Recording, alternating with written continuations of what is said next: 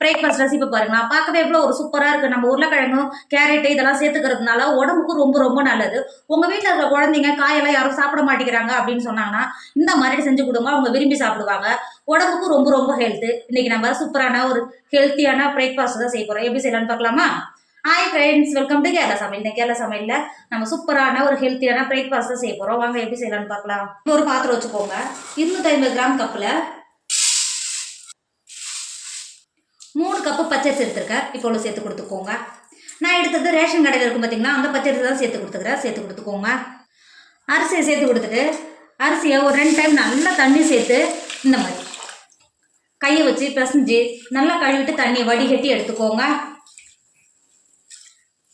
இப்போ பாருங்க, நல்லா கழுவிட்டு தண்ணி வடிகட்டி எடுத்து வந்திருக்கேன். இப்போ அரிசி முங்குற அளவுக்கு தண்ணி சேர்த்துக்கோங்க. தண்ணி சேர்த்து கொடுத்துட்டு மூடி போட்டு மூடி ஒரு 8 மணி நேரத்துக்கு அரிசியை மாற்றி வச்சுக்கோங்க. நல்லா ஊறி வந்துடும். நான் காலையில் பிரேக்ஃபாஸ்ட் செய்யறதுக்காக நான் ராத்திரி தூங்க போகிறதுக்கு முன்னாடி ஊற வச்சிருக்கேன். நீங்கள் டின்னருக்கு செய்கிற மாதிரி இருந்தால் காலையில் ஊற வச்சுனா கரெக்டாக இருக்கும். இப்போ அரிசியை மாற்றி வச்சுக்கோங்க. குறைஞ்சபட்சம் ஒரு 4 மணி நேரம் அரிசி நல்லா ஊறணும். மாற்றி வச்சுக்கோங்க. இப்போ ஒரு பாத்திரத்தில் நான் 3 உருளைக்கிழங்கை கழுவிட்டு எடுத்து வச்சுருக்கேன். இப்போ உருளைக்கிழங்கு வேக வைக்கிறதுக்கு தண்ணி சேர்த்துக்கோங்க. தண்ணி சேர்த்துட்டு மூடி போட்டு மூடி உருளைக்கிழங்க வேக விடுங்க. பாருங்க, வேக வச்ச உருளைக்கிழங்க தோல் நீக்கிட்டு எடுத்து வச்சிருக்கேன். நான் 3 கப்பு அரிசி எடுத்ததுனால 2 பெரிய சைஸ் உருளைக்கிழங்கும் ஒரு மீடியம் சைஸ் உருளைக்கிழங்கும் எடுத்திருக்கேன். ரொம்ப பெரிய சைஸாக உருளைக்கிழங்கா இருந்தால் 2 எடுத்தா போதும். இப்போ வேக வச்ச உருளைக்கிழங்க மாற்றி வச்சுக்கோங்க. இப்போ பாருங்க, நம்ம ஊற வச்ச பச்சரிசிங்க பாருங்க எந்த அளவுக்கு நல்லா ஊறி இருக்கு பார்த்தீங்களா. இப்போ ஒரு டைம் நல்லா கழுவிட்டு தண்ணியை வடிகட்டி எடுத்துக்கோங்க. இப்போ பாருங்க, அரிசியை நல்லா கழுவிட்டு தண்ணியை வடிகட்டி எடுத்துருக்கேன். இப்போ அரிசியை மாற்றி வச்சுக்கோங்க. இப்போ ஒரு மிக்சர் எடுத்துக்கோங்க. நம்ம கழுவி எடுத்து வச்சுருக்கோம்ல, அரிசியை மிக்சருக்கு மாற்றிக்கோங்க. அரிசி எந்த அளவுக்கு சேர்த்து கொடுத்துட்டு நம்ம வேக வச்சிருக்கோம்ல உருளைக்கிழங்க, ஒரு உருளைக்கிழங்க 4 பீஸாக கட் பண்ணிட்டு இந்த மாதிரி சேர்த்து கொடுத்துக்கோங்க. உருளைக்கிழங்க சேர்த்து கொடுத்துட்டு ஒரு 1/4 கப்புக்கும் கம்மியாகவே தண்ணி சேர்த்துக்கோங்க. தண்ணி சேர்த்துட்டு மிக்ஸி மூடி போட்டு மூடி நல்லா அரைச்சி எடுத்துக்கோங்க. இங்கே பாருங்க, நம்ம அரைச்ச மாவு இந்த அளவுக்கு நல்லா நயன்னு அரைச்சிருக்கணும். ஒரு பவுல் வச்சுக்கோங்க. நம்ம அரைச்ச மாவை பவுலில் சேர்த்துக்கோங்க. இருக்கிற மாவு இதே மாதிரி அரைச்சி எடுத்துக்கோங்க. இருக்கிற மாவெல்லாம் அரைச்சி எடுத்துட்டோம். இப்போ அரைச்ச மாவில் ஒரு கைப்பிடி அளவுக்கு வெங்காயத்தை பொடியாக கட் பண்ணி வச்சுருக்கேன். இப்போ சேர்த்து கொடுத்துக்கோங்க. அது கூடவே 2 டேபிள் ஸ்பூன் கருவேப்பிலையை கட் பண்ணி வச்சுருக்கேன். இப்போ சேர்த்து கொடுத்துக்கோங்க. 2 பச்சை மிளகாவை கட் பண்ணி வச்சுருக்கேன். சேர்த்து கொடுத்துக்கோங்க. உங்கள் காரத்துக்கு அனுசரித்து பச்சை மிளகா சேர்த்து கொடுத்துக்கோங்க. அது கூடவே ஒரு கைப்பிடி அளவு கேரட்டை பூ போல அங்கே பாருங்க துருவி எடுத்து வச்சுருக்கேன். இப்போ உள்ள சேர்த்து கொடுத்துக்கோங்க. சேர்த்து கொடுத்துட்டு ஒரு டேபிள் ஸ்பூன் உப்பு சேர்த்துக்கோங்க. உங்கள் டேஸ்ட்டுக்கு அனுசரித்து உப்பு சேர்த்து கொடுத்துக்கோங்க. நம்ம மாவை புளிக்க எதுவும் வைக்க போகிறது கிடையாது. நம்ம உடனே தான் சுட்டு எடுக்க போகிறோம். 1/4 டேபிள் ஸ்பூன் பேக்கிங் சோடா சேர்த்துக்கோங்க.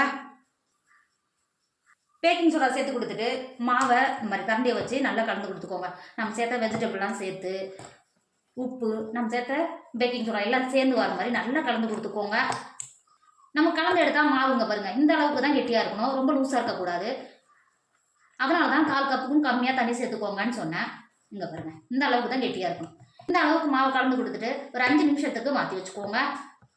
இதை சுட்டு எடுக்கிறதுக்கு நான் ஆப்பச்சட்டி தான் எடுத்துருக்கிறேன். உங்ககிட்ட ஆப்பச்சட்டி இல்லைன்னா தோசைகளில் ஊத்தாப்பம் மாதிரி கூட ஊற்றி எடுத்துக்கலாம். டேஸ்ட்டு நல்லா தான் இருக்கும். இப்போ ஆப்பச்சட்டி அடுப்பில் வச்சு ஒரு 5 நிமிஷம் நல்லா சூடாகிடுச்சு. நம்ம கலந்து வச்சுருக்குறோம்ல மாவுலேருந்து இங்கே பாருங்கள் இந்த அளவுக்கு ஒரு குழிக்கரண்டி அளவு சேர்த்து கொடுத்துக்கோங்க.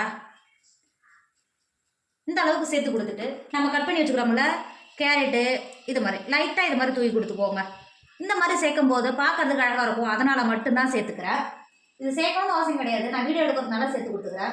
சேர்த்துட்டு கட் பண்ணி வச்சுருக்கேன் வெங்காயத்தையும் இந்த மாதிரி சேர்த்து கொடுத்துக்கோங்க. சேர்த்து கொடுத்துட்டு 2 கருவேப்பிலை கட் பண்ணி வச்சுருக்கேன். இந்த கருவேப்பிலையும் இந்த மாதிரி கொடுத்துட்டு அடுத்த லோபியில் வச்சுக்கோங்க.